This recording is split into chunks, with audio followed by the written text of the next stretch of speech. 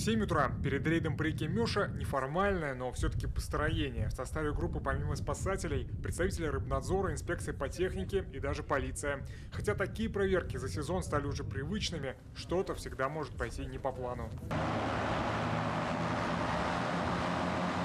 Каждое ведомство работает по своему направлению. Спасатели проверяют толщину льда, техинспекция документы на снегоходы, а рыбнадзор ловит браконьеров.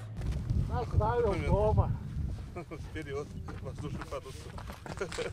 Почти вся техника на льду без специальной регистрации. Самое частое нарушение – отсутствие прав и техпаспорта. Штраф в размере 300 рублей. За это выписывают тут же. Почти все рыбаки без проблем следуют за инспектором, расписываются где надо и возвращаются к рыбалке. Не штрафуют только владельцев самодельных вездеходов. Приставку вот сами делали, это все сами делали. Мотор, считай, это все заводское же. Камеры вон от машины, от КамАЗа я ставлю, да и все, накачиваю.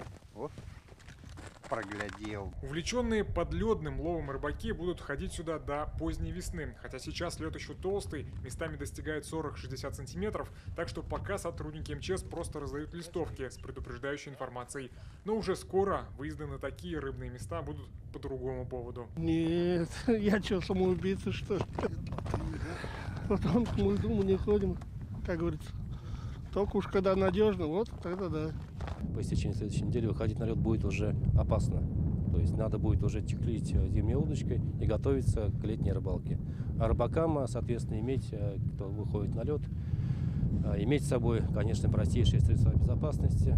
Пока рыбаки в поисках мест рыбных, сотрудники инспекций в поисках мест рыбацких. И такая игра в кошки-мышки продолжается до самой оттепели. И уже к концу сезона они знают друг друга в лицо. Несмотря на это, в следующем году все повторится сначала. Эмиль Исламов, Андрей Сентальцев, ТНВ, Лаишевский район.